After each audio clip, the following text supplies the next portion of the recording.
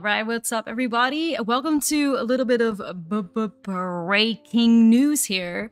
So I was minding my own business, doing my little stream, playing my silly decks, and all of a sudden someone dropped this link in the chat saying, hey, yo, the ban announcement got leaked. I was like, hold up, bestie, what are you talking about? Clicked on the link, read the article, and things are looking a little bit legit. Let me just read you through this, and then we can talk about it a little bit as we go. So, all of this is allegedly, like, WotC, please don't send Pinkertons my way, I beg. I'm just out here spreading rumors. I don't know, hopefully it's true. We'll find out on the 29th, which is when the standard ban and restricted update should happen, mostly because of the arena championship that's gonna happen like in between.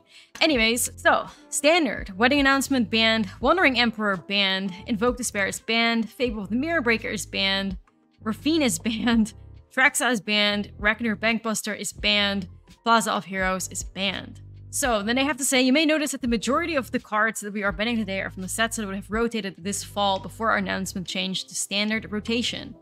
This is intentional because, beyond the individual reasons outlined below, many of these cards feel like they have overstayed their welcome and players are ready for a format without the constraints that these cards bring to deck building and gameplay.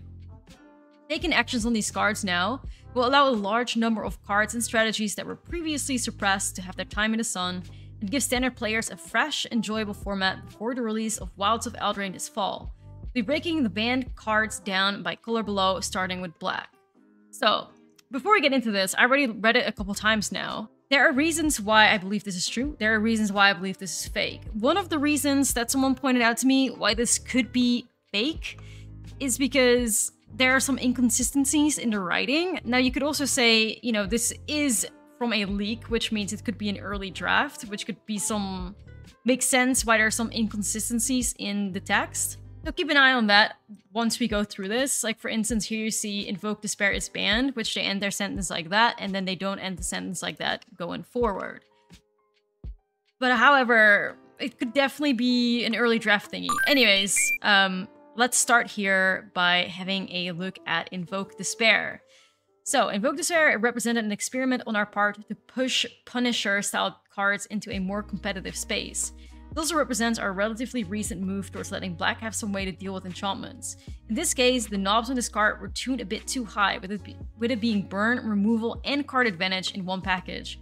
This has resulted in it being the default 5-mana play in all black decks, despite lots of other powerful options existing in the format.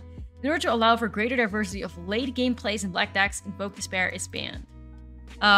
Personally, I agree with this. If you want to open up the standard format, you gotta start by Invoke Despair. A lot of these mid-range decks thrive because Invoke Despair is at their top end. They win the game through it, they draw infinite cards through it, they remove things through it, and it's just super oppressive. Especially as long as Chandra is still in the meta, there will always be a deck that will try to copy Invoke Despairs with Chandra.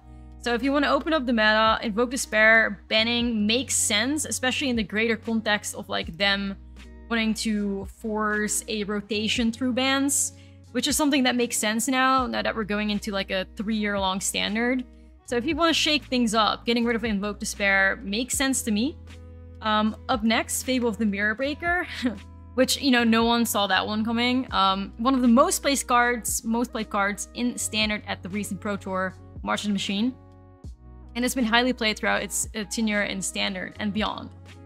So the fact that this article mentions looking at Pro Tour results does line up with how WotC has come to previous bans, which makes me want to believe, okay, here I am, okay, that's kind of legit. This is something that WotC does, and this is something that they use for their reasoning to ban cards. So that makes me believe, okay, perhaps this article is real. Fable is another card where the whole is more than the sum of its parts, and yet each part is also very strong. Fable is a card that generally requires more than one card to reasonably answer, sometimes much more than that. It's a card that can win the game by itself when you play multiple copies. It also creates very similar play patterns game after game, which contributes to player fatigue.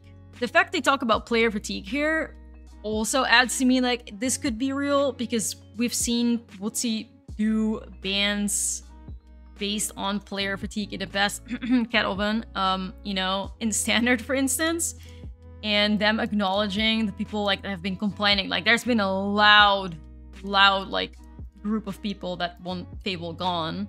So I like the fact that they mentioned that. Makes me, you know, feel as if this is a bit more legit, but, you know. So outside of Fable, which was quite obvious, and Invoke Despair, which has been on people's minds, now we have a little bit more of an interesting ban here in Raffine. Let's see what their reasoning is. One of our goals with these changes is to ensure that while we ban cards from some of the top decks, we are conscious not to leave outliers that we are already confident will take their place. So, like, there's... This is... I don't know, maybe it's me not being, like, you know, English my native language or whatever, but that feels a little bit weirdly written. I don't know. Anyways, Raffine is a key part of the Esper Legends deck, which, although it has fallen out of favor recently, was previously very successful. Raffine has a similar effect to Fable in that she is difficult to remove cleanly and contributes to repetitive game states and snowball effects very early in the game. We are consciously choosing to depower these legendary-based decks so that they do not simply replace the black-red decks in the metagame. Which makes sense to me. I'm pretty sure it was like, either it was Worlds or it was an Arena Championship, where literally, what was it, like 85–90% of the meta was people in Esper Legends? So it makes sense that they see this as a threat. And as far as I've been playing, which is like, what is it, like 4 or 5 years almost, I haven't really seen them put out a ban that respects the future of the format. But I am so happy that that is exactly what's happening here.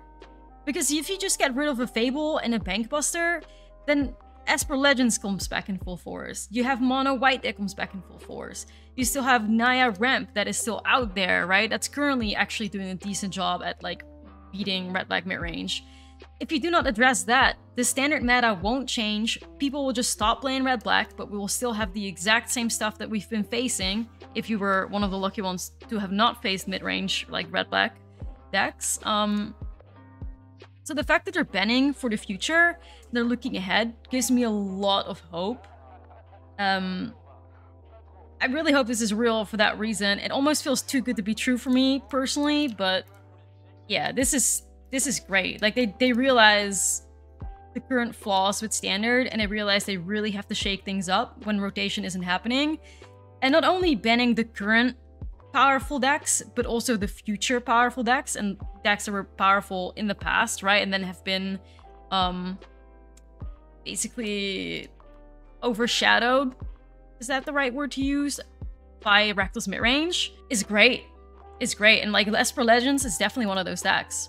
And now for one of the more interesting ones, because I personally did not believe that they were gonna ban beyond the rotating sets, is Atraxa. Atraxa is a newer card than most of the ones we are banning today. Although her effects on the metagame have already been felt across multiple formats, Atraxa was intended to be the payoff for playing a dedicated ramp and reanimator strategies. Once again, like, feels like it's written weirdly, you know, was intended to be the payoff for playing a dedicated ramp and reanimator strategies. I don't know, maybe, once again, it's me not being a native English speaker, but, you know, As the format has shaken out, it has become clear that the risk involved in ramping into or reanimating Atraxa is a bit too low and the reward too great. As additional tools for these strategies enter standard in future sets,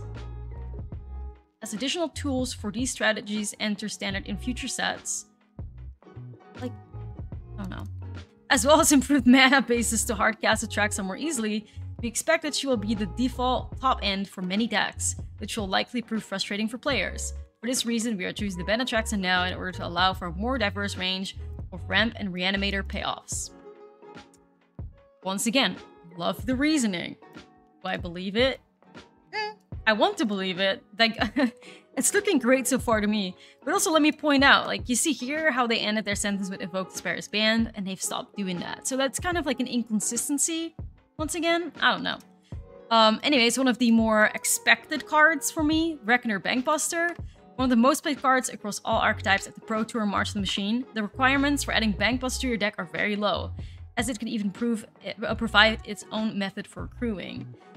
There are a number of other colorless cards which fit into a variety of decks that can provide card advantage at a slightly less efficient rate than Bankbuster, and will provide a bit more diversity in terms of their rate of play.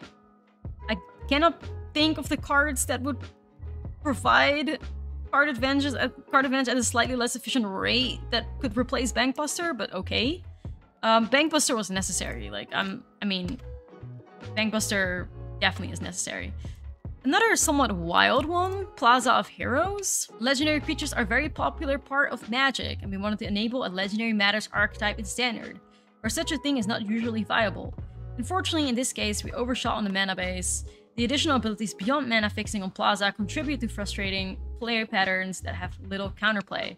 Since Legendary decks already get quite a lot of value out of the Kamigawa Channel lands, we are choosing to bring down the power level of the mana base a bit here to compensate. Makes sense. Like, good reasoning to me, bestie. Do I believe it?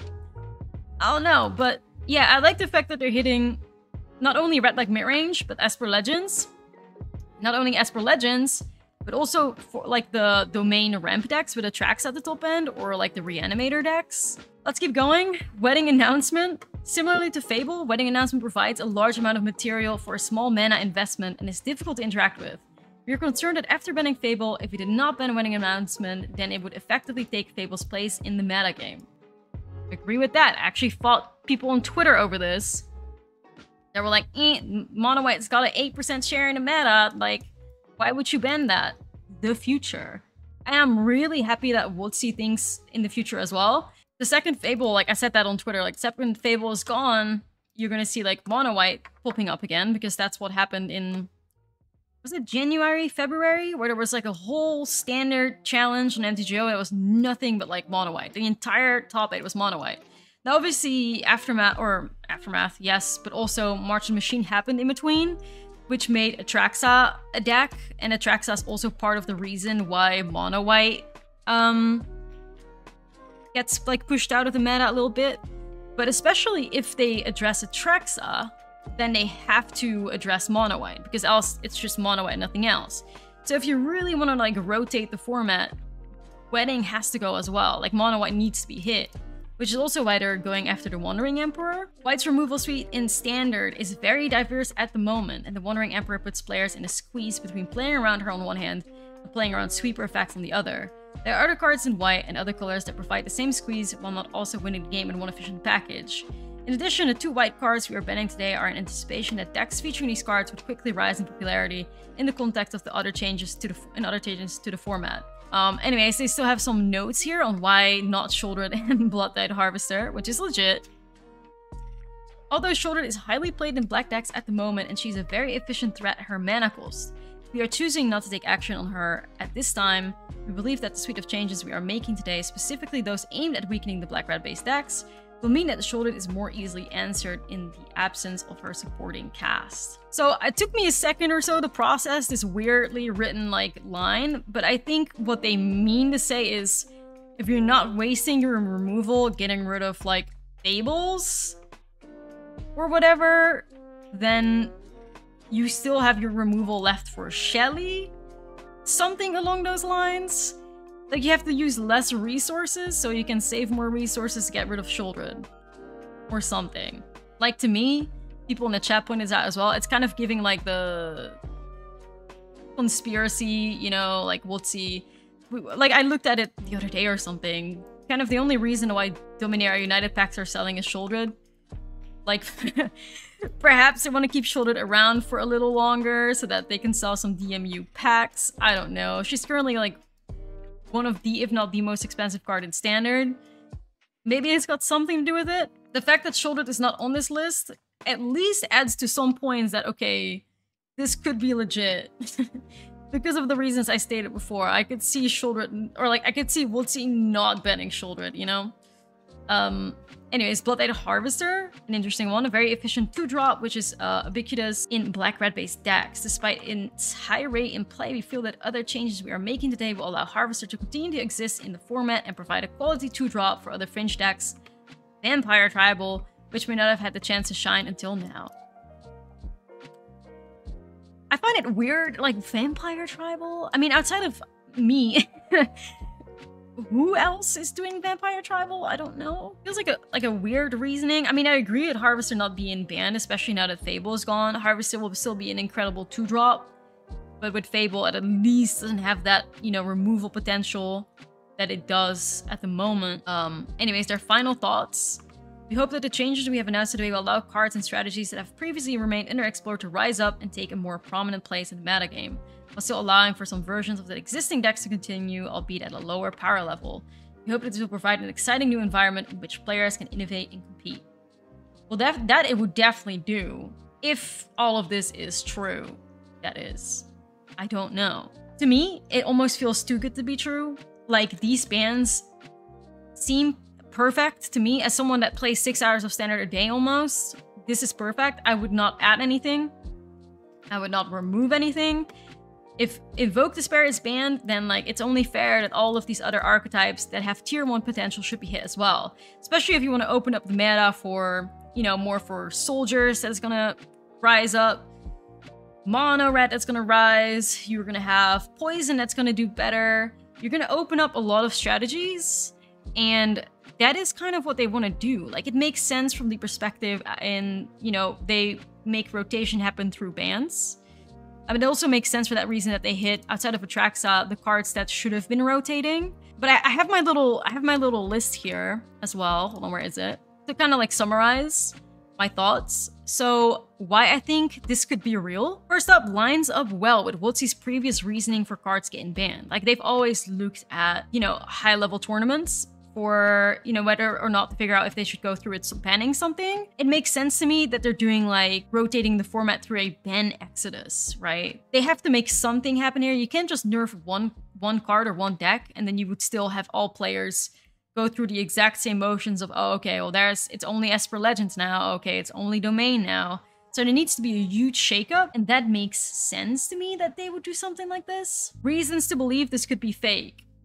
Too good to be true. Like, too good to be true. On another note, I cannot see WotC give out this many wildcards to players. I don't know if that's once again leading like too much into the conspiracy side of things. How many rares, like how many rare wildcards if this? Everyone would be rich.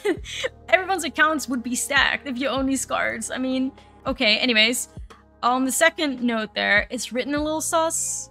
Like I said, there's a lot of inconsistency in the writing, and it could have a lot to do with it perhaps being an early draft, right? Like, this got leaked. So it could have been that it was uploaded to the Magic website. They were still like, they're still working on it. They're still trying to like word it properly. And someone was just like, ayo, copy paste. And obviously that makes it so that there are some inconsistencies, some weirdly like written like sentences, but it could also just be a great example as to why it's fake. Now, an interesting thing though is someone was like, hey yo, this is written by ChatGPT.